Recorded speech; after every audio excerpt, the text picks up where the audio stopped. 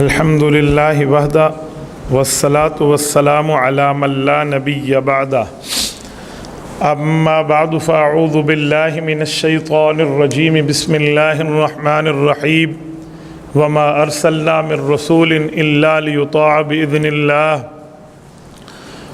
وقال النبی صلی اللہ علیہ وسلم بعثت لأتمم مکارم الاخلاق اللهم صل على محمد وعلى آل محمد كما صليت على إبراهيم وعلى آل إبراهيم إنك حميد مجيد اللهم بارك على محمد وعلى آل محمد كما باركت على إبراهيم وعلى آل إبراهيم إنك حميد مجيد۔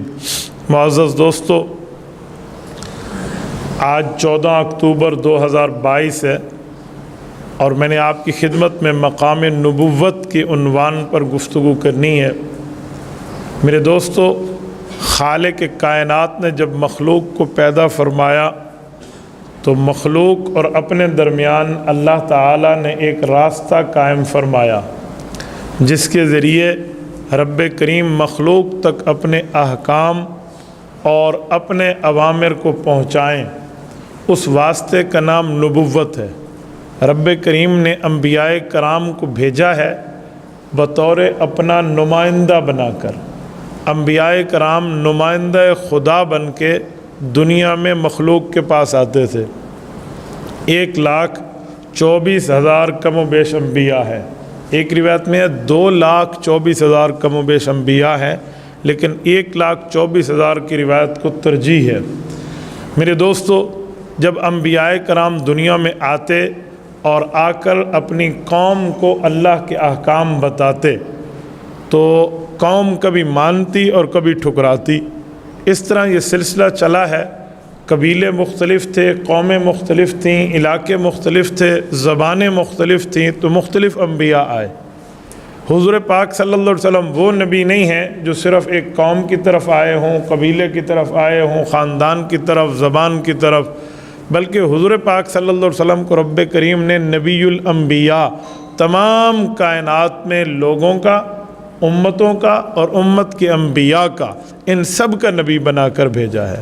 حضور پاک علیہ الصلوۃ والسلام کی نبوت آفاقی ہے۔ آفاقی کا مطلب عالمی ہے، یونیورسل، پوری کائنات کو محیط ہے۔ رسالت مآب علیہ الصلوۃ والسلام کے آنے کے بعد اب کوئی نبی کی شریعت کا حکم نہیں رہتا کہ ان کی شریعت کو مانا جائے۔ رب کریم کو منظور ہوا کہ حضرت عیسیٰ علیہ الصلوۃ والسلام کو اللہ آخر زمانہ میں دجال کے مقابلے کے لیے بھیجیں، تو وقت کے نبی صاحب الکتاب حضرت عیسیٰ علیہ السلام بھی آئیں گے تو وہ بھی رسالت مآب کی شریعت کے تابع ہو کر آئیں گے اور حضور اقدس صلی اللہ علیہ وسلم کی شریعت کو تسلیم فرمائیں گے۔ حضرت عیسیٰ علیہ الصلوۃ والسلام نبی ضرور ہوں گے، ان کی نبوت چھنے گی نہیں، لیکن حضور پاک کے بعد نیا نبی آنا منع ہے نا۔ حضرت عیسیٰ نئے نبی تو نہیں ہیں، حضور پاک علیہ الصلوۃ والسلام سے پہلے ہیں، اسی لیے ختم نبوت میں فرق نہیں پڑتا۔ حضور پاک صلی اللہ علیہ وسلم کے بعد نبی آنا منع ہے، اس کی تفصیل یہ ہے نیا نبی آنا منع ہے، ورنہ حضرت عیسیٰ علیہ الصلوۃ والسلام نے آنا ہے اور ان کے آنے سے ختم نبوت پہ فرق نہیں ہے۔ اب نبوت کا جو مقام اور مرتبہ ہے، منصب اور عہدہ ہے، یہ ایسا ہے جو عبادت کرنے پہ، اللہ کو راضی کرنے پہ، اللہ کے سامنے زیادہ صدقے اور نفل کرنے پر، پڑھنے پر اللہ عطا فرما دیں، ایسا نہیں ہے۔ نبوت کا معاملہ عطائی ہے، نبوت کا معاملہ گاڈ گفٹڈ ہے، نبوت کا معاملہ اللہ کی طرف سے دیا ہوا ہے، یہ کسبی نہیں ہے۔ کسبی کا معنی ولایت کسبی ہے، نیک بننا کسبی ہے، مسنون زندگی پہ عمل کرنا کسبی ہے، یعنی اپنی محنت کریں گے، محنت کر کے بندہ اس نتیجے پر پہنچے گا، اس منصب پر پہنچے گا۔ دنیا کے جتنے مناصب ہیں نا، عام طور پہ وہ مناصب محنت سے ملتے ہیں۔ کوشش سے ملتے ہیں، لیکن نبوت اور صحابیت کا منصب یہ اللہ کی طرف سے عطا کردہ ہے۔ صحابیت کسی کوشش پہ نہیں ملتی، اللہ نبی کے صحابہ کو پہلے طے کر لیتے ہیں۔ ایسے نبوت بھی کوئی کوششوں پہ نہیں ملتی، نبوت کا معاملہ اللہ کی طرف سے انتخاب ہوتا ہے، اللہ تعالیٰ پہلے سے ہی طے کر لیتے ہیں۔ حضرت عویمر بن سعدہ الانصاری رضی اللہ عنہ صحابی رسول ہیں، ان کی حدیث پاک موجود ہے۔ یہ فرماتے ہیں حضور پاک علیہ الصلوۃ والسلام نے ارشاد فرمایا، یہ مستدرک میں حدیث موجود ہے، امام حاکم رحمہ اللہ نے اس کو نقل فرمایا ہے کہ حضور پاک علیہ السلام نے ارشاد فرمایا، ان اللہ اختارنی واختار لی اصحابی، اللہ نے مجھے نبیوں میں اور میرے صحابہ کو میرے ساتھیوں کے لیے چنا ہے۔ اس سے پتہ چلا نبوت بھی عطائی ہے، صحابیت بھی عطائی ہے۔ اللہ جسے چاہتا ہے نبی بناتا ہے، جسے چاہتا ہے اسے نبی کا صحابی بنا دیتا ہے۔ نہ صحابی کے لیے محنت کریں، کوئی کوشش کریں، کوئی 100 حج کر لے بندہ اور 10,000 رکعت نماز نفل ہر ہفتے کی پڑھے تو چلو یہ صحابی بن گیا، جی ایسا کچھ نہیں ہے۔ کوئی 2 لاکھ نفل پڑھ لے نبی بن گیا، ایسا کچھ نہیں ہے۔ اس کا تعلق عبادت سے نہیں ہے، اللہ تعالیٰ کی عطا سے ہے۔ اللہ جسے چاہتا ہے نبی بناتا ہے۔ اچھا، پھر نبوت کے منصب میں یہ بات یاد رکھیں، نبی کو رب کریم وہ طاقت عطا فرماتا ہے جس طاقت کے ذریعے وہ نبی اللہ سے بات بھی کرتا ہے، اللہ کو دیکھتا بھی ہے، اللہ کی بات سنتا بھی ہے، اور پھر وہ مخلوق تک یہ بات پہنچاتا ہے۔ آپ اور ہم مخلوق ہیں، ہماری طاقت نہیں ہے ہم اللہ کو دیکھیں، ہماری طاقت نہیں ہے اس دنیا میں کہ ہم اللہ کی بات سنیں۔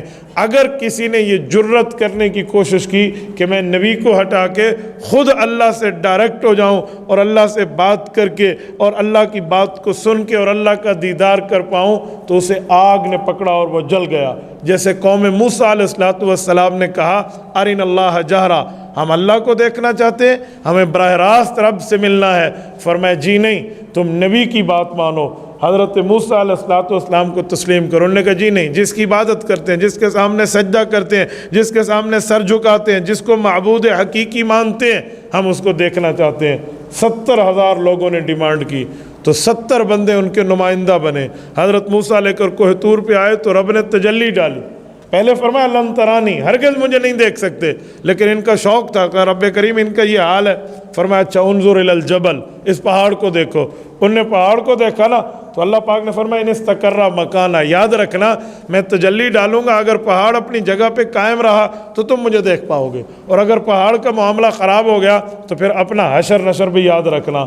اللہ پاک نے تجلی پہاڑ پہ ڈالی تو پہاڑ تو جعلہ دکا، قرآن کہتے وہ تو روئی روئی کی طرح اڑنے لگ گیا، وہ تو کپاس کی طرح اڑنے لگ گیا، اور وہ ریزہ ریزہ ہوا۔ وَخَرَّ مُوسَىٰ صَعِقًا، حضرت موسیٰ علیہ السلام بے ہوش ہو گئے اور 70 بندے وہیں کے وہیں جل کے مر گئے، راکھ ہو گئے۔ اب نبی کے واسطے کو کراس کر رہے ہیں تو نبی کے واسطے کو دنیا میں کراس نہیں کیا جا سکتا۔ آخر حضرت موسیٰ نے دعا مانگی، ان کے دعا کے طفیل بندے دوبارہ زندہ ہوئے۔ یہ مانگا کہ اللہ اگر یہ مر گئے تو پچھلے کو پھر بات تو وہیں آ جائے گی، وہ کہیں گے پھر ہم نے دیکھ رہے ہیں، ہر بندوں کی ٹولی آئے گی، انہیں زندگی دے، جا کر اپنی کارگزاری سنائیں کہ لوگوں ہمارے ساتھ یہ ہوا تھا، لہٰذا نبی کی مانو، ڈائریکٹ نہ ہو جاؤ۔ تو ان کو دوبارہ زندگی ملی اور گئے۔ میری بات کا مطلب اللہ تعالیٰ جل شانہ کی دیکھنے اور سننے کی بات نبی کے ذریعے، نبی کے واسطے کو کراس نہیں کیا جا سکتا۔ اور جب نبی ہوتا ہے نا تو نبی کو رب کریم وہ طاقت دیتے ہیں جو طاقت پہاڑوں میں بھی نہیں ہوتی۔ دیکھیں نا، پہاڑ پہ تجلی اتری، پہاڑ ٹکڑے ٹکڑے ہوا، قوم مر گئی، موسیٰ علیہ السلام کو تو کچھ نہیں بگڑا۔ حضرت موسیٰ علیہ السلام بے ہوش ہوئے ہیں، اور بے ہوش تو زندہ ہوتے ہیں، وہ اٹھ جاتے ہیں، نہ کوئی زخمی ہوئے ہیں، نہ حضرت موسیٰ علیہ السلام پہ کوئی قاتلانہ اٹیک ہوا ہے۔ تو اس کا پتہ چلا رب منصب نبوت جسے دیتے ہیں اسے اپنے سے بات کرنے کی صلاحیت اور طاقت بھی دیتے ہیں، یہ عوام کا کام نہیں ہے۔ اور وقت کے نبی کا معاملہ ہے، وقت کے نبی کو رب ان طاقتوں سے مالا مال کرتے ہیں جو مخلوق، وہ امت ہے نا اس زمانے میں جتنی طاقتیں رکھتی ہیں، ان سے بڑھ کے نبی کے پاس پاور ہوتی ہے، ان سب سے بڑھ کے۔ آپ کہیں گے کیسے؟ حضرت ابراہیم علیہ السلام کو لوگوں نے آگ میں ڈالا نا، جس جگہ آگ میں ڈالا، یہ ملک شام کے قریب ایک ایریا ہے جسے عرفہ کہتے ہیں۔ آج کل یہ عرفہ شہر ترکی میں واقع ہے، یہ ملک شام سیریا کی سرحد ہے۔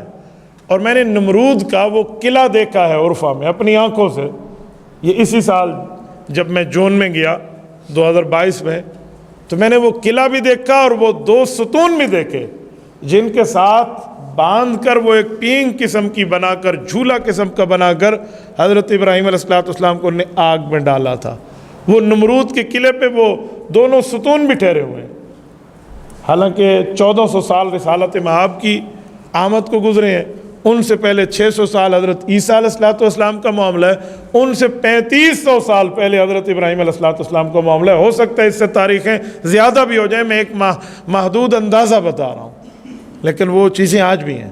اور وہ جگہ بھی ہے جس جگہ پہ آگ لگی تو رب کریم نے فرمایا کل نا، اللہ فرماتے ہیں ہم نے حکم کیا، یا نارو، اے آگ، کونی، بن جا، بردوں و سلامن علی ابراہیم، ٹھنڈی ہو جا۔ کہتے ہیں جب رب نے ٹھنڈی کہا تو ایسے ٹھنڈی جیسے برف، فرمایا فسلامن، ایسی ٹھنڈی نہیں جس سے تکلیف ہو، ایسی ٹھنڈی جس سے راحت ملے۔ اے سی روم چاہیے، اے سی کی کولنگ، وہ بھی اس انداز میں جو انسان کی باڈی اس کو سنبھال سکے۔ یہ ہے بردوں و سلامن علی ابراہیم، باقیوں پہ نہیں، باقی کو آئے تو جلے، صرف ابراہیم پر نامینیشن کر کے رب کریم نے دیا تو نہیں جلا پائے، وہ کچھ بھی نہیں ہوا، ساری لکڑیاں جل گئی۔ حضرت ابراہیم علیہ السلام نے بعد میں یوں کپڑے جھاڑے اور باہر آ گئے۔ یعنی نبی کو رب کریم یہ طاقت دیتے، تو نبی کی طاقت کا معاملہ کچھ اور ہے۔ موسیٰ علیہ السلام کے ایک صحابی کو ایک فرعونی بندہ آ کر لڑ رہا تھا اور مارنے لگا، فوقظہ موسیٰ فقض علیہ، حضرت موسیٰ علیہ السلام نے اسے ایک گھونسا مارا، قرآن کہتے ہیں مر گیا وہ بندہ۔ تو نبوت کا معاملہ کچھ اور ہے۔ حضور پاک صلی اللہ علیہ وسلم کا معاملہ جنگ احد میں دیکھیں نا، آپ علیہ السلام کے ہاتھوں سے کوئی کافر پوری زندگی میں ڈائریکٹ قتل نہیں ہوا سوائے ایک بدبخت کے جس کا نام ابی بن خلف ہے۔ اس نے گھوڑا پالا، روزانہ اس کو چارہ ڈالتا، ہاں تیار کر رہا ہوں مسلمانوں کے نبی کو ماروں گا، یہ اس کے ارادے ہوتے، اور وہ اپنے ارادے کو پایا، تکمیل تک پہنچانے کے لیے احد میں آیا اور رسالت مآب کے سامنے آیا اور اسی گھوڑے پہ سوار۔ آپ علیہ السلام نے نہ اس کے لیے کوئی تیاری کی نہ کچھ، ایک صحابی سے چھوٹا سا خنجر اٹھا کر اس کی طرف یوں پھینکا تو اس کو ایک خراش سی آ گئی، خراش آئی جس سے کوئی خون بھی نہیں نکلا، اور اس نے چیخنا شروع کر دیا۔ کہتے ہیں ایسے جیسے اونٹ کبھی چیختا ہے، اونٹ بڑبڑاتا ہے یوں۔ تو اس وقت کے سرداروں نے کہا شرم کر، اس چیخ پہ، اس خراش پہ چیخ رہا ہے۔ تو اس نے آنکھوں سے آنکھیں چار کر کے کہا تمہیں پتہ ہے یہ مار کس کی ہے؟ تو ٹھیک کہہ رہا تھا نا، امام الانبیاء کی مار ہے نا۔ تو نبی کا معاملہ کچھ اور ہوتا ہے، اللہ اسے یہ طاقت دیتے ہیں۔ تو مقام نبوت میں ایک بات یہ ہے کہ رب کریم اتنی طاقتوں سے، اتنے مرتبوں سے، اتنے رتبوں سے وقت کے نبی کو نوازتے ہیں، اور نبی کو اللہ رب العزت حسن وہ دیتے ہیں جس حسن کے مقابلے میں پوری کائنات اس جیسی حسن کو نہیں لا سکتی۔ یار جو انگلیاں کاٹی ہیں مصر کی عورتوں نے، کیسے کاٹی تھی؟ پھل پکڑے ہوئے تھے ہاتھ میں، پھل کٹا تو انگلی کٹی۔ انگلی ایسے نہیں کٹتی، پہلے چمڑا کٹتا ہے، پھر اس کے بعد گوشت کٹتا ہے، پھر خون نکلتا ہے، پھر رگیں کٹتی ہیں، پھر جا کر انگلی کٹتی ہے نا۔ چھوٹا موٹا کوئی خراش تو نہیں آئی تھی۔ قرآن کہتا ہے وَقَطَّعْنَ أَيْدِيَهُنَّ، ہاتھ کاٹ بیٹھی تھیں۔ تو جب کاٹ بیٹھی اور پتہ ہی نہیں ہے، اور الٹا تعریفیں کر رہی ہیں، ان ھذا الا بشر، ان ھذا الا ملک کریم، یہ تو فرشتہ ہے۔ یعنی نبی کا معاملہ اتنا ہے۔ تو نبوت کے معاملات پر رب کریم جب منصب کی بات کریں تو وہ صرف اس شخص کو دیتے ہیں جس کو رب کریم چاہتے ہیں۔ اس کے لیے نہ کوئی عبادت ہے، نہ کوئی ریاضت ہے، نہ کوئی محنت ہے، نہ کوئی نوافل ہے، نہ کوئی صدقے ہیں، نہ کوئی نمازیں، بس اللہ کی عطا ہے۔ اور پھر ہر نبی میں 5 چیزیں ہونا ضروری ہیں۔ یہ 5 جو چیزیں میں اگلے سمجھانے لگا ہوں، اسے دل کی تختی پہ تعویذ بنا کر ذہن میں رکھ لیں۔ یہ 5 چیزیں نبوت کی اجزائے ترکیبیہ ہیں، یعنی یہ 5 شرطیں ہیں جو ہر نبی میں ہوں گی۔ ایسا نہیں ہے کہ کوئی نبی ہو اور اس میں 5 میں ایک نہ ہو، یا 1 ہو 3 نہ ہو 4 نہ ہو، جی نہیں، یہ 5 فرض کے درجے میں ہر نبی کا معاملہ ہے۔ نمبر 1، نبی اعلیٰ درجے کا انسان ہوتا ہے، نہ کوئی جن نبی ہے نہ کوئی فرشتہ نبی ہے، اعلیٰ درجے کا۔ اعلیٰ درجہ کیوں کہا؟ عام انسان سے گناہ ہوتا ہے، اعلیٰ درجہ نبوت سے گناہ نہیں ہوتا، اس لیے میں نے کہا اعلیٰ درجے کا انسان، گناہ، خطا، نافرمانی اس کے قریب نہیں جاتی۔ خود قرآن کریم میں رسالت مآب علیہ السلام نے اپنی انسانیت کا اعلان فرمایا، سورت نمبر 17 سورت بنی اسرائیل آیت نمبر 93، رسالت مآب علیہ الصلوۃ والسلام کو رب کریم نے حکم فرمایا میری توحید اور اپنی نبوت اور بشریت کا اعلان فرما دو۔ آیت کیا ہے؟ قل سبحان ربی هل کنت الا بشرا رسولا۔ محمد کریم صلی اللہ علیہ وسلم آپ اعلان فرما دیں آپ کے اللہ کا شریک کوئی نہیں ہے، اور آپ جیسے نبیوں کے سردار ہیں ویسے پوری انسانیت کے تاجدار ہیں۔ یہ رب کریم نے حکم فرمایا۔ تو نبی اعلیٰ درجے کا انسان ہوتا ہے، اس کے قریب گناہ بھی نہیں جاتا، اور وہ جن بھی نہیں ہے اور فرشتہ بھی نہیں ہے، بلکہ ان سب سے بڑھ کے۔ اور یہاں ایک جملہ سمجھانے کے لیے کہتا ہوں، ہم عام طور پہ ایک لفظ بولتے ہیں کہ انسان اشرف المخلوقات ہے، بولتے ہیں انسان ہے اشرف المخلوقات ہے۔ کبھی آپ نے سنا ہے فرشتے اشرف المخلوقات ہے؟ کبھی نہیں پڑھا، کبھی کسی نے نہیں کہا، نہ سنا نہ دیکھا کہیں لکھا ہوا بھئی جنات اشرف المخلوقات ہیں، کسی نے نہیں کہا۔ انسان کیوں ہیں؟ کس بنیاد پہ ہیں؟ وہ ایک ہی بنیاد ہے کہ سرور کائنات صلی اللہ علیہ وسلم سمیت تمام انبیاء انسانوں میں آتے ہیں، تو انسان اشرف المخلوقات ہے۔ ورنہ انسان نے منہ سے کوئی جنہاں بلبل بیٹھی ہے بھئی یہ اشرف المخلوقات ہے۔ یہ تب اشرف المخلوقات ہے جب نبی اعلیٰ درجے کا انسان بن کے آتا ہے، پہلی چیز۔ دوسری چیز، نبی کے لیے شرط یہ ہے کہ وہ مرد ہو، یہ یاد رکھیں، ہر نبی مرد ہے، کوئی نبی عورت نہیں ہے، یہ طے ہو گیا۔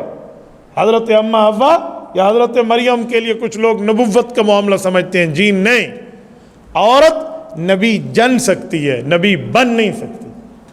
قرآن کریم سورۃ نحل آیت نمبر 43، وما ارسلنا من قبلک الا رجالا نوحی الیہم۔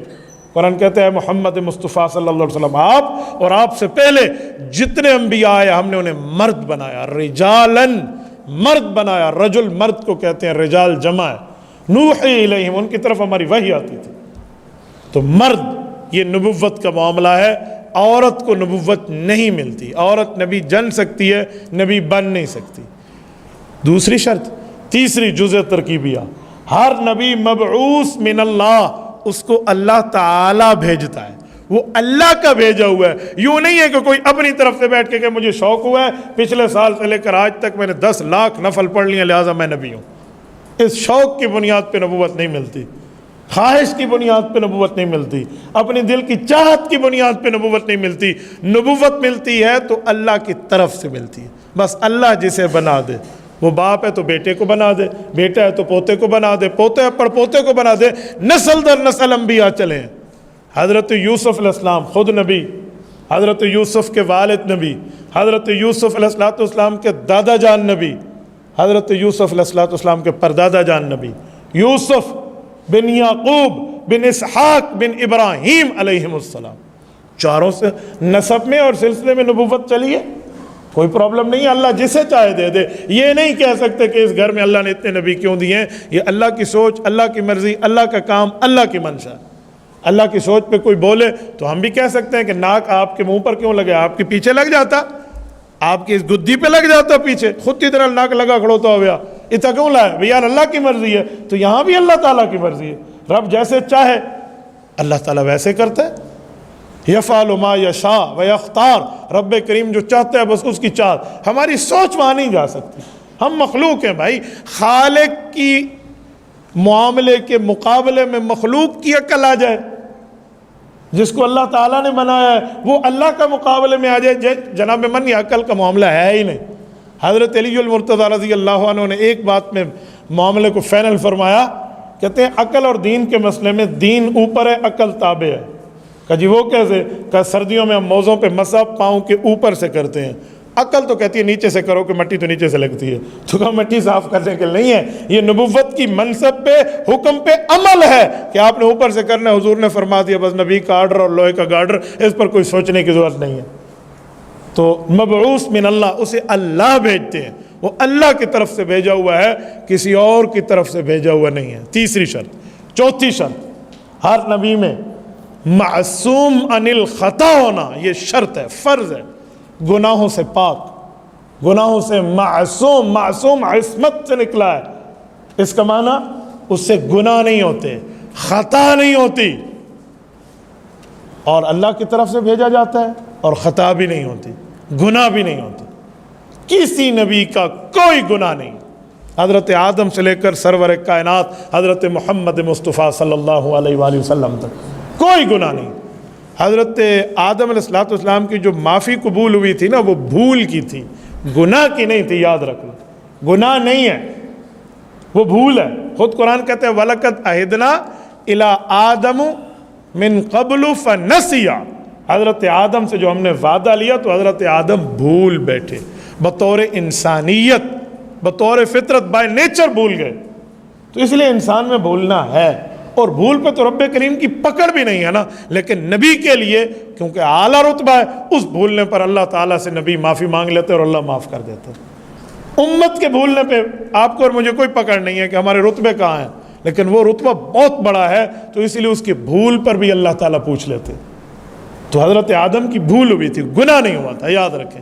ایسے ہی حضرت موسیٰ علیہ السلام نے جو گھونسا مارا اور وہ بندہ مر گیا، تو وہ حربی کافر تھا، جنگی کافر تھا، اور جنگی کافر کو مارنے میں کسی قسم کا کوئی اسلام میں وہ نہیں ہے۔ جب جنگی کافر ہو اور حربی کافر ہو تو آپ اس کو مار سکتے ہیں، آپ کے پاس اس وقت پوری جنگ کی ترتیب میں شریعت اسلامیہ کی اتھارٹی ہے، اور وہ تو فرعونی کافر تھا، وہ حربی تھا، تو اس کو مار دیا۔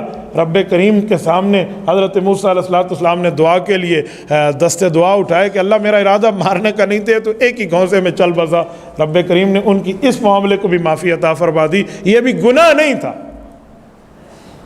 اسی طرح حضرت یوسف علیہ السلام کا معاملہ ہے، لوگ کہتے ہیں جب زلیخا نے ارادہ کیا تو انہوں نے بھی کیا، تو بھائی کیا، لیکن زنا کا نہیں، زنا سے چھٹکارے والا۔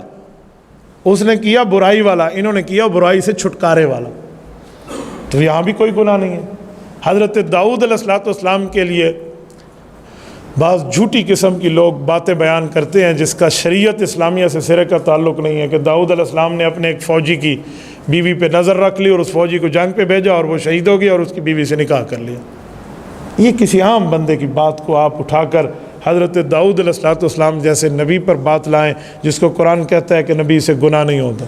خود حضرت یوسف کے معاملے میں رب کریم فرماتے ہیں سورۃ نمبر 12 سورۃ یوسف وَكَذَلِكَ لِنَصْرِفَ عَنْهُ السُّوءَ وَالْفَحْشَاءَ، کہ نبی سے گناہ نہیں ہوتے۔ اور خود حضور پاک صلی اللہ علیہ وسلم کے لیے فرمایا سورۃ فتح آیت نمبر 2 لِيَغْفِرَ لَكَ اللَّهُ مَا تَقَدَّمَ مِن ذَنبِكَ وَمَا تَأَخَّرَ، محبوبہ ہم آپ کے گناہ نہیں ہیں، جسے سمجھتے ہو تو اگلے پچھلے بھی معاف ہیں۔ یہ لفظ ہے، اسی کی بنیاد پہ ایک حدیث پاک ہے نا، حضور پاک علیہ السلام رات کو نوافل پڑھ رہے تھے تو اتنے لمبے نفل پڑھے کہ قدم مبارک میں ورم آ گیا، یعنی تکلیف ہونے لگی، سوجن جیسے کہتے ہیں۔ تو رسالت مآب علیہ السلام کے اس تکلیف کو دیکھ کے ہم عائشہ سے رہا نہ گیا اور عرض کیا یا رسول اللہ آپ اتنی لمبی عبادت کرتے ہیں، اللہ نے تو آپ کے اگلے پچھلے بھی گناہ معاف فرما دی۔ فرمایا یا عائشہ افلا اکون عبدا شکورا، عائشہ اللہ نے تو کرم کیا، میرے اگلے پچھلے سب کچھ معاف فرما دیے، تو مجھے بھی اللہ کا شکر گزار بندہ بننا چاہیے۔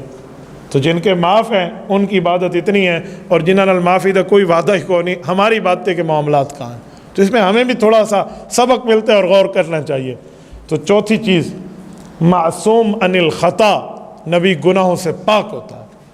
اور پانچویں اور آخری چیز مفروض الاتباع، کہ نبی کی بات ماننا اس کی امت پر فرض ہوتا ہے۔ تو یہ 5 چیزیں ہیں۔ ہر نبی اعلیٰ درجے کا انسان ہے، ہر نبی مرد ہے، ہر نبی اللہ کی طرف سے بھیجا ہوا ہے، ہر نبی گناہوں سے پاک ہے، اور ہر نبی کی بات ماننا اس کی امت پر فرض ہے۔ یہ 5 چیزیں نبوت کی اجزائے ترکیبیاں ہیں، اس کے بغیر نبوت کا معاملہ بنتا ہی نہیں ہے۔ اور آج 14 اکتوبر 2022 ہے، 14 اکتوبر 1980 کو مفکر اسلام حضرت مولانا مفتی محمود نور اللہ مرکزہ کا انتقال ہے، اور انہوں نے ختم نبوت کی جنگ لڑی ہے 1974 میں قومی اسمبلی کے اندر۔ تو میں انہی کی کاوش کو آج کے عنوان پہ پیش کرتے ہوئے کہتا ہوں، جب ختم نبوت کی جنگ لڑی جا رہی تھی مرزا قادیانی کے گماشتوں سے، تو وہاں بھی یہی باتیں آئی کہ بھائی نبی کی 5 چیزیں ہیں، اعلیٰ درجے کا انسان ہے، مرد ہے، نبی اللہ کی طرف سے بھیجا ہوا ہے، گناہوں سے پاک ہے، اس کی بات ماننا فرض ہے، آؤ مرزے میں دکھا دو۔ آپ کہیں گے یہ کیسی بات ہے، کیا نبی مرزا انسان نہیں تھا، مرد نہیں تھا؟ بھائی ایک ہے آپ اور ہم کہیں، ایک ہے مرزا خود کو کیا سمجھتا ہے۔ تو مرزا قادیانی کی کتابیں اٹھائیں نا، مرزا قادیانی خود کو انسان نہیں مانتا۔ حیرانگی کی بات ہے، دیکھو اللہ ذلیل کیسے کرتے ہیں اپنے ہاتھوں سے۔ مرزا قادیانی کی کتاب ہے روحانی خزائن.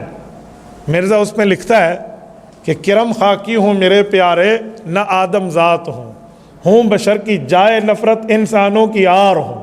کہتے ہیں میں آدم ذات نہیں ہوں. تو مجھے بتائیں انسان کے لیے آدم ذات ہونا شرط ہے یا نہیں ہے؟ تو مرزا خود کی آدم ذات ہونے کی نفی کرتا ہے. تو جب مرزا خود کو انسان نہیں مانتا، ہم قادیانیوں کیوں انسان مانتے پھریں؟ تو یہ قادیانیوں کے سامنے ہم یہ سوال رکھتے ہیں کہ بھئی تمہارے بندے کی اپنی لکھی ہوئی تحریر ہے، چھاپا تم نے اور اس کا شعر ہے. وہ کہتے ہیں نہ آدم ذات ہوں بشر کی جائے نفرت انسانوں کی آر ہوں. لوگ تم اس سے نفرت کرتے ہیں، میں اس نتیجے پہ پہنچا ہوا ہوں. کچھ قادیانی کہتے ہیں کہ نبی نے اپنے لیے کسر نفسی کی ہے، اپنے لیے کہ وہ نبی تھا اس نے کسر نفسی خود کو جھکایا ہے. میں نے کہا کسر نفسی میں جھوٹ نہیں بولا جاتا، تو نبی جھوٹا نہیں ہوتا. یا اس کا جھوٹ مان لو یا کسر نفسی مان کے اس کو انسانیت سے باہر کر لو، دو میں سے کسی ایک پر آپ کو ہاتھ رکھنا پڑے گا. دوسری چیز، نبی مرد ہوتا ہے. مرزا اپنے لیے مرد ماننے پہ بھی تیار نہیں ہے. آپ حیران ہوں گے، مرزا قادیانی کی روحانی خزائن میں ہے کہ میرا نام مریم ہے. وہ کہتے ہیں استعارہ میں رب کریم نے مجھے مریم فرمایا اور میں استعارہ میں پریگننٹ ہوں. کتابیں ان کی، الفاظ ان کے، عبارت ان کی. یہ استعارے کے حاملہ کا لفظ جس کو میں نے پریگننٹ میں ترجمہ کیا، یہ انہی کی کتاب ہے. آپ کہیں میرے پاس اس وقت بھی پی ڈی ایف میں ہے، میں آپ کو یہ کتابیں دکھا سکتا ہوں. میں مختلف جلسوں میں دکھاتا ہوں کہ قادیانیوں تمہاری مت ماری گئی ہے، تم اسی نبی کی بات کرتے ہو جو اپنے لیے عورت ہونے کا نام تجویز کر رہا ہے. تو نبی کے لیے تو شرط ہے کہ وہ اعلیٰ درجے کا انسان اور اس کے بعد مرد ہو، اور وہ خود کو مرد ماننے پہ تیار نہیں ہے. تیسری چیز، مبعوث من اللہ، اللہ کا بھیجا ہوا ہو. مرزا تو انگریز کا بھیجا ہوا ہے. یہ مبعوث من الانجلیز ہے، اللہ کا بھیجا ہوا کہاں ہے؟ یہ تو انگریزوں نے بھیجا. خود کہتے ہیں کہ میرے پاس ایک فرشتہ آتا ہے، اس کا نام ہے ٹیچی ٹیچی. 1,24,000 انبیاء میں کسی نبی نے یہ نہیں کہا کہ ایک فرشتہ کا نام ٹیچی ٹیچی ہے. جو فرشتہ نبیوں کے پاس جاتے ہیں اس کا نام جبرائیل ہے. وہ 1,24,000 انبیاء کے پاس اللہ کا پیغام لے کر جانے والا ہے، اور اس کے پاس آنے والا ٹیچی ٹیچی ہے. خود نام لکھا ہے. آپ حیران ہو کہاں جائے بندہ؟ یعنی انگریز نے بھیجا نا، تو انگریز کی بھی اس نے نمک حلالی کی. کسی نے کہا آپ نبی ہیں تو معجزہ، اس نے کہا میرا معجزہ ہے، جہاد حرام ہو گیا. کیونکہ کافر جہاد سے ڈرتا ہے نا، اور مسلمان موت سے نہیں ڈرتا، اسی لیے کافر مسلمان سے ڈرتے ہیں. اس نے کہا سرے سے جہاد ہی منسوخ کر دیں. چھوڑ دو اے دوستو جہاد کا خیال، دی کے لیے حرام ہے اب جنگ اور قتال. یہ مرزے کا شعر ہے. تو یہ تو انگریز کا بھیجا ہوا ہے، اس نے اس کی ٹوٹی کی، اس کی خدمت کی ہے. تو نبی تو اللہ بھیجتے ہیں. تیسری چیز بھی مرزے سے گئی. چوتھی چیز، معصوم عن الخطا، وہ گناہوں سے پاک ہو. مرزا گناہ سر سے لے کر پاؤں تک گناہوں کا پتلا ہے. مرزے کے جھوٹ، مرزے کے کذب، مرزے کی بد نظریاں اور مرزے کی عورتوں پہ نظر، یہ پوری اس کی کتابوں میں موجود ہے. آپ کہیں گے کیسے؟ مرزا کا بیٹا مرزا بشیر احمد، اس کی کتاب ہے سیرت المہدی جلد اول. وہ اپنے باپ کو مہدی کہتے ہیں، تو سیرت المہدی کہتے ہیں میرے باپ کی، اس میں جو ہے نا کیا کہتے ہیں سوانے اور اس کے حالات ہیں. اس میں کہتے ہیں کہ ایک عورت ہوتی تھی، وہ ابو کی رات کو آ کر ٹانگیں دباتی. وہ اس کی رشتہ دار بھی نہیں تھی. کیوں؟ خلوت میں نامحرم عورت سے ٹانگیں دبوانا یہ جائز کام ہے؟ یار تم ولی ہونے کے نام پہ کرتے تو اور بات ہے، تو نبی ہونے کے نام پہ تم ڈاکہ ڈال رہے ہو. اللہ رحمت نازل فرمائے مولانا ظفر علی خان رحمۃ اللہ علیہ قبر پہ. مولانا ظفر علی خان بہت بڑے شاعر تھے. میں وزیر آباد گجرانوالہ میں ان کی قبر پہ حاضری بھی دی اور فاتحہ بھی پڑھا ہے. مولانا ظفر علی خان، انہوں نے مرزے کے جواب میں ایک شعر کہا تھا. انہوں نے کہا تھا مسلمہ کے جانشی گرا کٹوں سے کم نہیں، کتر کے جیب لے گئے پیغمبری کے نام پہ. تو دو نمبر انہوں نے نبی و نبوت کے نام پہ کی ہے. تو کہا کہ وہ تو گناہوں سے پاک ہے اور مرزے کا یہ کام ہے. اور مرزا جھوٹ بھی بولتا ہے. پتہ ہے کیا؟ ہر نبی کے لیے شرط ہے لا نورث ولا نورث. نہ وہ اپنے ماں باپ سے وراثت لیتا ہے، نہ اپنی اولاد تک وراثت دیتا ہے. ان کی وراثت علم ہوتی ہے. جائیداد کسی نبی کی وراثت میں نہیں ہے. اور مرزے کا چاچا ظفر فوت ہوا، اس نے گرداسپور کے ہائی کورٹ میں مقدمہ کیا کہ مجھے چاچے کی میراث دی جائے، میں بھتیجا ہوں. لو جی، ان کا مقدمہ موجود ہے. اس کی فائل عالمی مجلس تحفظ خط نبوت میں حضرت مولانا اللہ وسعید احمد برکاتہم نے چھاپ دی ہے، اور اس کی مثل اور اس کی ریویو پٹیشنیں اور پوری ترتیبیں جو اس نے عدالت میں رکھی تھی. کہ یہ تو اپنی وراثتیں مانگ رہا ہے، اس سے بڑا کذاب اور کون ہوگا. اور ایک جھوٹ مرزے کا، مرزا کہتے ہیں بہت سے علماء اولیاء نے یہ کہا ہے کہ آخری دور میں پنجاب صوبے میں ایک مہدی آئے گا۔ میں نے کہا قرآن پاک تو بڑی بات، حدیث پاک تو بڑی بات، پیغمبر کے صحابہ اور اہل بیت تو بڑی بات، اس دھرتی پہ کوئی ایک نشائی بھی ایسا نہیں گزرا جس نے یہ روایت ذکر کی ہو کہ پنجاب میں آئے گا عیسیٰ علیہ السلام اور مہدی۔ اس دھرتی پہ کوئی نشائی، کوئی جہاز ہی نہیں گزرا جس نے کسی جگہ لینڈ کیا اور یہ فتویٰ دے دیا ہو۔ یہ تو کہیں بھی ثابت نہیں، اور یہ اولیاء کہتے ہیں، اولیاء ولی کی جمع ہے، کوئی ایک بندہ دکھا دو 14 صدیوں میں، تو جھوٹ بولنا اس کا کام تھا۔ کہا مجھے چندہ دو، میں 50 کتابیں لکھوں گا۔ اس کے بلائنڈ فالوورز جو اندھے پیروکار تھے انہیں چندے دیے اور انہیں 5 لکھ دیے، تو لوگوں نے کہا 45 باقی ہیں، کہا 50 اور 5 میں فرق کیا؟ ایک ہی صفر کا تو فرق ہے۔ تو یہ تو ہے کتر کے جیب لے گئے پیغمبری کے نام سے، تو اس میں چوتھی چیز بھی نہیں ہے کہ گناہوں سے پاک ہو۔ تو جس میں وہ اعلیٰ درجے کا انسان بھی نہ ہو، اعلیٰ درجے کا تو چھوڑو، انسان بھی نہ ہو جو خود لکھا ہے، مرد بھی نہ ہو، اور وہ اللہ کا بھیجا ہوا بھی نہ ہو، گناہوں سے پاک بھی نہ ہو، مفروض الاتباع 5ویں چیز ہے، اس کی بات ماننا فرض ہے۔ مسلمانوں نے کھوتی کو ہاتھ لگایا کہ اس کی بات مانیں گے، جس میں پہلی 4 چیزیں ہیں ہی نہیں، تو نبی کے اس کی بات ماننا فرض کہاں سے آ جاتا ہے؟ تو یہ حضرت مفتی محمود رحمۃ اللہ کا یوم انتقال ہے، اور انہوں نے جو گفتگو کی ہے نا مرزا قادیانی کے پڑپوتے مرزا ناصر سے، میں انہی کی بات کی افادات اپنے لفظوں میں نقل کر رہا ہوں۔ حضرت مفتی صاحب نے اس طرح جنگ لڑی تھی 1974 میں مرزا قادیانی کے نمائندوں کو سامنے بٹھا کر، اور اس وقت کے وزیر اعظم ہمارے جناب ذوالفقار علی بھٹو، اللہ اس کی قبر پہ رحمت نازل فرمائے، سیاسی باتیں اپنے جگہ، لیکن ختم نبوت کے معاملے میں ہم اسے خراج تحسین پیش کرتے ہیں۔ اس نے جو کام کیا ہے نہیں ماننا پڑے گا، وہ چاہتا تو یہ کام نہ ہوتے۔ ذوالفقار علی بھٹو کے ساتھ سیاسی معاملے میں آپ کو بھی اختلاف ہو سکتا ہے، شاید ہمیں بھی ہو جائے، لیکن میں اس پہلو سے ہٹ کے کہتا ہوں کہ ختم نبوت کے لیے اس بندے نے دل و جان سے کام کیا۔ ہمارے اکابرین بزرگ، ہمارے والد محترم اور حضرت مولانا علاؤالدین صاحب رحمہ اللہ، ان سب سے میں نے سنا ہے کہ حضرت مفتی محمود رحمۃ اللہ فرماتے تھے کہ جب یہ بل مکمل ہو گیا نا اور اگلے دن اعلان ہونا تھا، تو بھٹو پہ دباؤ عالمی طاقتوں کا بھی تھا، اور اس وقت میں اندر میں چھپے ہوئے قادیانیوں کا بھی تھا، عہدوں پر بھی تھے، اداروں میں بھی تھے، سیکورٹی لیول پر بھی قادیانی بیٹھے تھے اس زمانے میں۔ تو اس کے باوجود بھی کہتے ہیں رات کو بغیر کسی سیکورٹی کے اکیلے مفتی صاحب کے پاس آئے ذوالفقار علی بھٹو، اور آ کر کہا کہ مفتی محمود یہ نہ سمجھو کہ اس وقت تو جمعیت علماء اسلام کے اور میں پیپلز پارٹی کا ہوں، ہمارے سیاسی اختلاف اپنی جگہ، ایسے سمجھو تو حضور پاک کا وارث عالم دین ہے، اور میں تجھ سے ایک سوال کرنے آیا ہوں امتی بن کر۔ جی پوچھیں کہ اگر میں یہ فیصلہ لکھ دوں تو گناہ گار بہت ہوں، قیامت میں مجھے سرکار مغفرت فرمانے کے لیے سفارش کریں گے؟ حضرت مصعب کہتے ہیں میری آنکھوں میں آنسو آ گئے۔ میں نے کہ رسالت مآب علیہ الصلوۃ والسلام کی سفارش تو ہے ہی اس کے لیے جو تحفظ ختم نبوت کا کام کرے گا، اور تو آج پاور میں ہے، تو حضور پاک صلی اللہ علیہ وسلم کی ختم نبوت پہ کام کرے تو تیرے لیے تو مقدر ہے۔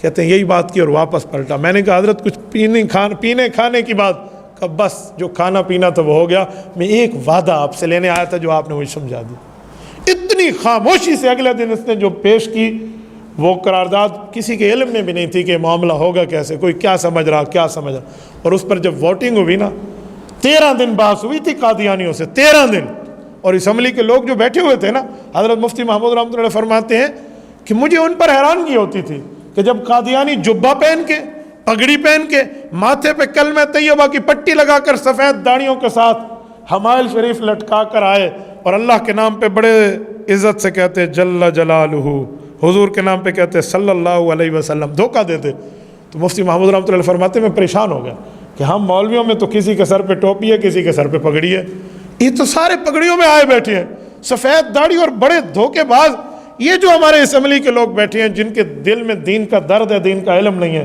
یہ تو انہیں سچا مسلمان سمجھ بیٹھیں گے، ان کے ایمان کا کیا ہوگا؟ مفتی صاحب کہتے ہیں میں تو دعائیں مانگتا رہا کہ مولا ہم تو حضور پاک کے ختم نبوت کی وکیل بن کے یہاں آئے ہوئے ہیں، اللہ تو ہی کرم فرما۔ کہتے جب بحث چلی اور اس کے جھوٹے حوالے آئے اور اس کے بعد ہم نے اس کی باتیں پیش کی اور اس نے انکار کیا، تو ہم نے کہا ٹھیک ہے، اگر یہ کتابیں آپ کی نہیں، آپ تحقیق کرا رہے ہیں اور ہماری گردنیں حضور پاک کے ختم نبوت کے لیے حاضر ہیں، ہمیں سزائے موت دے دینا اگر ہم جھوٹے ہیں۔ 13 دن تک معاملہ جس نتیجے پہنچا، تو آخر جب وہ ذلیل ہو کر نکلے تو لوگوں کو یہ یقین ہو گیا کہ واقعی یہ کذاب ہے اور انہیں دھوکہ دیا ہو۔ تو ایک شعر ہے نا کہ بڑے بے آبرو ہو کر تیرے کوچے سے ہم نکلے، یہ یوں گئے ہیں وہاں سے۔ تو قادیانی وہاں سے دفع ہو کر آئے۔ یہ مفتی محمود رحمۃ اللہ سمیت اس وقت کے بڑے بڑے علماء کرام اور بھی تھے، باقی مسالک کی بھی تھے جن نے مفتی صاحب کی پشت بانی پہ رہ کر یہ کام کیا تھا۔ شیخ الاسلام مفتی تقی عثمانی دامت برکاتہم اس وقت ایک اتھارٹی ہیں، وہ فرماتے ہیں میرے اور مولانا سمیع الحق رحمۃ اللہ تعالیٰ علیہ کے ذمہ تھا کہ ہم مستقل طور پہ سیاسی طور پہ قادیانیت پہ چوٹ راتوں کو وہ مرتب کرتے اور علمی طور پہ میں حوالے مرتب کرتا، اور صبح حضرت مفتی محمود رحمۃ اللہ، مولانا غلام غوث ہزاروی رحمۃ اللہ، ان سب کے اکابر کے ہاتھ میں دیتے، اور یہ 13 دن یوں جنگ چلی ہے۔ کہتے ہیں نہ دن کو نیند نہ رات کو نیند کے معاملات ہوتے، لیکن میں بڑے وثوق سے کہتا ہوں آرام تو زندگی میں پھر بھی ہوتا رہے گا، دنیا کام کی، قبر آرام کی اور آخرت انعام کی جگہ ہے، لیکن ان لوگوں کے یہ 13 دن جو ہیں پوری زندگی کی نیکیوں پر بھاری ہو جاتے ہیں۔ ان نے یوں رسالت مآب علیہ الصلوۃ والسلام کی ختم نبوت کا تحفظ کیا ہے۔ میرے دوستو، میں نے منصب نبوت پر اور مقام نبوت پہ بات چلائی تھی، بس دعا فرمائیں رب کریم ہماری طرف سے حضرت مفتی محمود رحمۃ اللہ قبر پہ کروڑوں اربوں رحمتیں نازل فرمائے، اور اللہ تعالی ہمیں حضور پاک صلی اللہ علیہ وسلم سمیت تمام انبیاء کرام جملہ انبیاء کی قدر کی توفیق عطا فرمائے۔ اللہ تعالی ہمیں اپنے حفظ و امان میں بھی رکھے اور حضور پاک صلی اللہ علیہ وآلہ وسلم کی تعلیمات پہ عمل کرنے والا بھی بنا دے۔ جمعہ کی نماز میں اکثر لوگ 2 فرض پڑھ کر چلے جاتے ہیں، سنتیں نہیں پڑھتے، اس بارے میں وضاحت کریں، ان کی نماز مکمل ہے یا نہیں ہے؟ ہو سکتا ہے گھر میں جا کر پڑھتے ہو، اگر گھر میں جا کر پڑھتے ہو تو بہت اچھا، لیکن گھر میں جا کر بھی نہیں پڑھتے تو بہت گندا، پھر بہت اچھا نہیں ہے۔ جو آدمی سنتیں نہیں پڑھتا ایک قیامت کے دن حضور پاک علیہ الصلوۃ والسلام کی سفارش کا مستحق نہیں ہوگا، یاد رکھیں۔ جس وقت سفارش کے لیے معاملہ آئے گا نا، اور سنت کا تارک جس نے سنتیں چھوڑی ہیں جان بوجھ کے، اس آدمی کا نام اس لسٹ پہ نہیں آ سکتا، الا یہ کہ توبہ کر لے، موت سے پہلے توبہ کر کے کوئی ترتیب رکھ لے۔ اور آپ کو پتہ ہے سنتوں کی قضا بھی نہیں ہے، آپ نے جمعہ کی 4 سنتیں چھوڑ دی، پھر 2 سنتیں، پھر 4 سنتیں آپ نے چھوڑ دی، بعد میں آپ کو یاد ہے میں قضا کر لوں عصر کے بعد، مغرب کے بعد، عشاء کے بعد، مہینے بعد، جی نہیں، فرائض کی قضا ہے، سنت کا معاملہ اللہ کے حوالے ہو جاتا ہے، اس لیے سنت پڑھنی چاہیے۔ حدیث پاک میں ہے رسالت مآب علیہ السلام نے فرمایا گھروں کو قبرستان نہ بناؤ، تو گھر سے پڑھ کر آؤ اور بعد میں جا کر گھر میں پڑھ لو تو بہت اچھا، نہیں تو آپ یہاں بھی پڑھ سکتے ہیں۔ فرض نماز میں آیات غلط پڑھ لی ہے جس کا معنی غلط ہو گیا اور امام صاحب پوری نماز پڑھ لیا تو وہ نماز دوبارہ پڑھی جائے گی؟ عشاء ہو یا وطر بھی دوبارہ پڑھیں گے یا نہیں؟ وطر تو چلو رمضان میں باجماعت ہوتے ہیں، اگر اس طرح کی کوئی آیت پڑھ لی جس کا معنی کلمات کفر ہو گیا، الٹ ہو گیا، تو نماز نہیں ہوگی، آپ کو نماز لوٹانی ہوگی، نماز دوبارہ ادا کرنی ہوگی۔ آپ نے کچھ غلط اس میں پڑھ لیا ہے تو اس لیے آپ کی نماز نہیں ہوئی، آپ کو نماز دوبارہ پڑھنی ہوگی۔ امام صاحب واش روم سے باہر نکل کے وضو کرنے بیٹھتے ہیں تو پہلے پاؤں دھوتے ہیں پھر دوبارہ شروع سے وضو کرتے ہیں، یہ مشابہت کس سے ہے؟ اگر پاؤں خراب ہو جاتے ہیں تو آپ پاؤں دھو لیں، اور اگر پاؤں پہ کوئی چھینٹیں نہیں ہیں تو جن کے ساتھ مشابہت آپ نے لکھی ہے نا میں پہلے وہ پیر دھو دیں تو والی ساری مشابہت ہی ہوتے ہیں رال ویسی، اسی وجہ سے اس سے بچ جائیں۔ جزاکم اللہ تعالی، اللہ پاک آپ کو خوش و خرم رکھے۔ یہ عوامی فلاحی ٹرسٹ کی طرف سے ہے میسج، آج مجھے بھی یہ حضرات ملے اور کہا کہ ایک گروپ آیا ہوا ہے جو ملک میں بچوں کو اغوا کر رہا ہے، اس بارے میں وہ کہتے ہیں پیغام ہے کہ آپ اپنی بھی حفاظت کریں اور اپنے بچوں کی بھی حفاظت کریں۔ یہ پنجاب میں تو بہت عام ہے، آج کل یہاں بھی شروع ہو گیا ہے۔ میں کچھ دنوں پہلے لاہور سے قصور جا رہا تھا، مانگا منڈی سے پہلے روڈ بلاک تھا دن کے وقت، تو بڑی لمبی لائن لگی ہوئی تھی، ہم رک گئے۔ دوسری طرف سے ہم نے روڈ کو کراس کر کے سندر کی طرف سے جب ہم دوبارہ اس روڈ پر آئے نا تو میں نے پولیس والوں سے پوچھا جو وہاں اتھارٹی کے لوگ ٹھہرے تھے، میں نے کہا کیا پرابلم ہے؟ میں نے کہا جی 4 عورتیں محلے والوں نے پکڑ لی ہیں جو ان کے بچے اغوا کر کے لے جا رہے تھے اور انہیں کا دھرنا شروع تھا۔ یہ پچھلے ہفتے کی بات ہے، تو ایسا ہو رہا ہے۔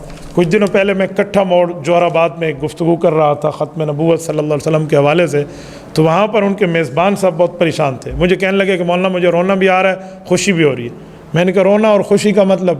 میں نے سمجھا جلسے سے متعلق کوئی بات ہوگی۔ کہتے ہیں رونا اس لیے آ رہا ہے کہ آج 6 دن ہو گئے ہمارا بھتیجا اغوا ہوا ہے، اور اب پتہ چلا ہے کہ اس کو اغوا کیا ہے، اس نے شور شرابہ کیا تو اس کو نشہ دے کر اس کا سارا خون نکال دیا۔ 11221 نے کہیں سے دیکھا اور اسے اسپتال لے کر آئے اور اسے خون دیا اور یہ خون نکال کر لے گئے۔ اور کہتے خوشی اس بات کی ہے کہ ماشاءاللہ آپ وہ صحت مند ہے اور آج آپ کے جلسے پہ آئے گا آپ سے ملنے. تو مجھے 5 دن پہلے کی بات ہوگی، 4 دن. تو یہ پتہ نہیں کون سا عالمی گروہ دنیا میں متحرک ہو گیا ہے. تو اپنی اولادوں کی خدارہ حفاظت خود کریں. اپنے معاملات کو دیکھیں. اسکول جاتے ہوئے، مدرسے بھیجتے ہوئے، مسجد جاتے ہوئے آپ دنیا میں اپنی حفاظت خود نہیں کر سکتے تو دنیا کی کوئی سکیورٹی آپ کی حفاظت نہیں کر سکتی. تو اس معاملے میں دیکھیں، حکومت کا تو حق ہے لیکن ہمارا بھی حق ہے. اب کیا کریں؟ ایک عورت، یہ کل رات کی بات ہے، میں سرگودا سے آ رہا تھا، مجھے واٹس ایپ کیا ایک دوست نے، یہاں CRBC کی جگہ کوئی ہے رشید چوک، وہاں سے وہ مجھے کہنے لگے کہ ہمارے ہاں کچھ عورتیں آئیں پانی پینے کی نیت سے. تو پانی پینے کی نیت سے پانی پیا انہوں نے کہ پانی پلا دیں. تو ہمارے گھر میں خواتین تھیں، مرد نہیں تھے. تو پھر پستول نکالا اور عورتوں پہ یوں رکھ دیا. ایک خاتون نے اور کہا جی جو زیور میور ہے مجھے دو. تو وہ سارے زیور وہ لے کر جو ہے نا وہ چلے گئے. تو 2 باتیں ہو سکتی ہیں، یا تو ڈاکہ ہے یا ان کے گھر میں کوئی پہلے کوئی کام کرتا تھا، کوئی خاتون کام کرتی تھی، کوئی ماسی کام کرتی، اس نے کوئی مخبری کی ہو یا ایسی کچھ بات ہو، کچھ بھی ہو سکتا ہے. تو اس میں ہم اپنی سیکورٹی کو ٹائٹ رکھیں، لوز نہ کریں. اس میں ہماری دنیا کو بھی فائدہ ہے اور ہماری آخرت کا بھی فائدہ ہے. اقول قولی ھذا واستغفر اللہ وآخر دعوانا ان الحمد للہ رب العالمین.